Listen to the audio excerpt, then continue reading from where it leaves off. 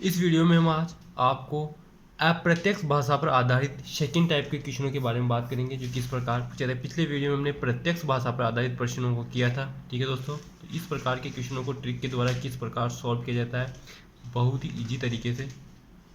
तो आज का क्वेश्चन है क्वेश्चन नंबर 1। ठीक है, पहले भी मैंने बताया था, इस डब्बे वाले निशान को पुरुष मानना है और इस गोले वाले निशान को स्त्री हमें मानना है। ठीक है, अप्रत्यक्ष भाषा पर आधारित क्वेश्चन बहुत सारे बैंक वगैरह एग्जाम में पूछे जाते हैं। राज्य संबंधी एग्जामों में भी इस प्रकार के क्वेश्चन पूछे जाते हैं। तो इसमें देखिए, डी बी का भाई है। ठीक है, डी कौन है? बी का भाई है।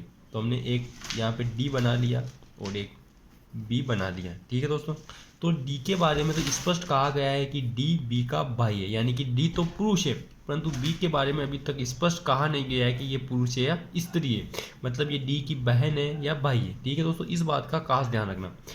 अगला स्टेप पढ़ते हैं, एम बी का भाई है।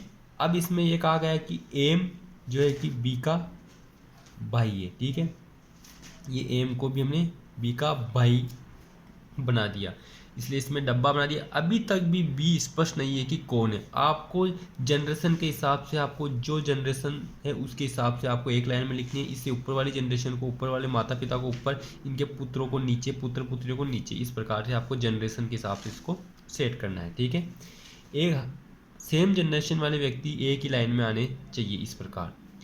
अब अगला स्टेप, के एम का पिता है। तो एम का पिता है कौन है? के। ठीक है, पिता के डब्बा बना देते और के का निशान बना देते। जनरेशन चेंज हो गई, इसलिए हमने इसे ऊपर लिखा, क्योंकि ये इसके पहले वाले जनरेशन के व्यक्ति है। और टी के की पत्नी है। अब टी बनानी है हमें, तो टी ये पत्नी बना दी, टी तो के की पत्नी है। तो अब ये यहाँ पर एक बात तो स्पष्ट हो गई है कि ये दोनों पति पत्नी है, ये इसका पुत्र है और ये भी इसका पुत्र है, परंतु बी के बारे में अभी तक स्पष्ट नहीं कहा गया है कि ये पुत्र है या पुत्री। तो अगले कौन सा संबंध पूछा जा रहा है? तो बी का टी से संबंध क्या है? तो अब इसमें क्या पूछा जा रहा है कि इसमें इन दोनों के बीच क्या संबंध है। ठीक है, तो बी तो स्पष्ट है नहीं कि ये लड़का है या लड़की, परंतु इस बात तो स्पष्ट है कि ये बी है, जो टी का या तो पुत्र होगा, ठीक है दोस्तों, या इसकी पुत्री होगी। ठीक है, तो आंसर होगा पुत्र या पुत्री, दोनों में से एक। ठीक है, अगला क्वेश्चन, क्वेश्चन नंबर 2। ठीक है दोस्तों, इसी प्रकार अगला क्वेश्चन हम सॉल्व करते हैं। तो अगले क्वेश्चन में क्या कहा गया है, आंसर हमको यहाँ पे लिखना है।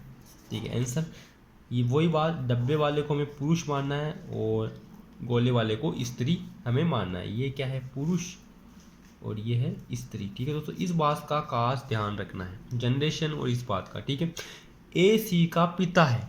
ठीक है, क्या बात कही गई है कि ए क्या है?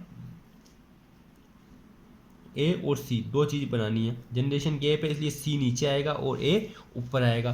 तो ए क्या है? पिता है।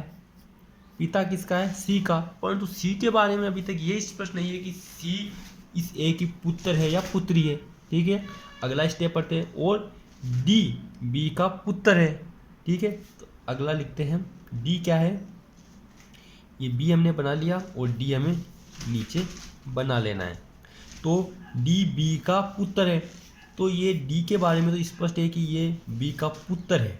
ठीक है, परंतु अभी तक ये स्पष्ट नहीं है कि बी इसकी माता है या पिता है। ठीक है, इसके लिए अगला स्टेप पढ़ते हैं, ई ए का भाई है।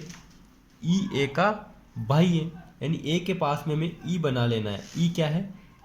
ए का भाई है, तो भाई है तो पुरुष है, इसलिए डब्बा हमने बना दिया। ठीक है, यदि सी डी की बहन है, सी डी की बहन है, ये दोनों बहन भाई हो गए, तो इसके जेंडर, हमको इनका जेंडर पता चल गया कि सी क्या है? एक स्त्री है, तो बहन का सिंबल इसके ऊपर हमने बना दिया।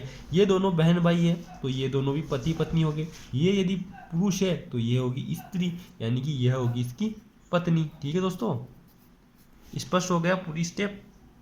तो अब पूछा क्या जा रहा है, तो बी का ई से क्या संबंध है, यानी इन दोनों का क्या संबंध है। ठीक है, दोनों इन दोनों का संबंध पूछा जा रहा है। तो ये क्या हो गए? देवर भाभी।